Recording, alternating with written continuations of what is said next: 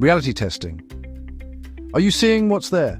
We like to believe we see reality clearly. We look at a situation, assess the facts, and reach a sensible conclusion. Very impressive. Unfortunately, that is often not what happens.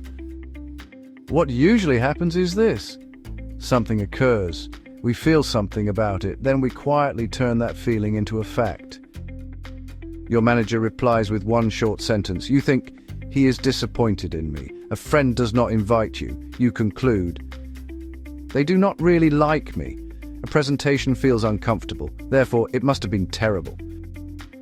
This is where reality testing comes in. In Stephen Stein's EQ model, reality testing is the ability to see a situation objectively and compare your thoughts, feelings, and assumptions with what is actually happening.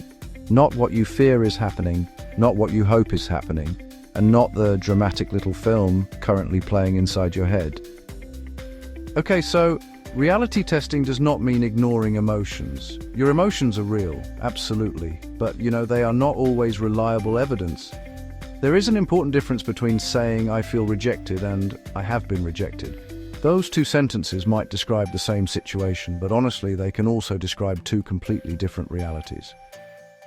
A person with strong reality testing can, pause and ask themselves, what actually happened? What am I assuming? What evidence do I have? And what else could explain this? For example, perhaps your manager was simply busy, maybe your friend thought you were unavailable, or perhaps the presentation felt awkward just because you were nervous, while actually the audience found it perfectly useful. Reality testing prevents us from confusing interpretation with observation. And that really matters because poor reality testing can create unnecessary conflict.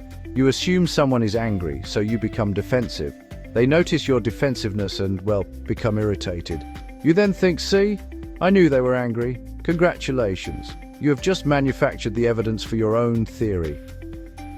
But, poor reality testing does not always look pessimistic.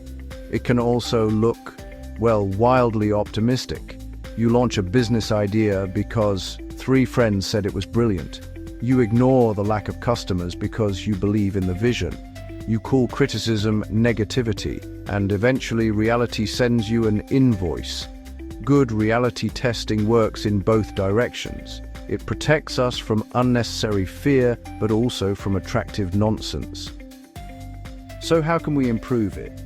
Start by separating 4 things. First, the event.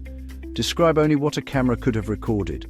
For example, he looked at his phone while I was speaking. Second, the emotion. I felt ignored.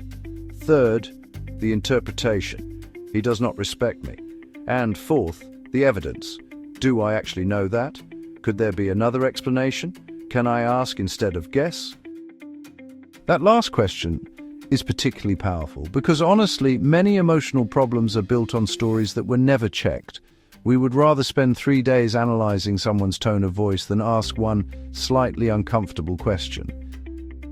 Reality testing is not about becoming cold, cynical, or obsessed with proof. You do not need a courtroom investigation every time somebody forgets to answer your message. It is about balance. Take your feelings seriously, but do not automatically obey the story attached to them.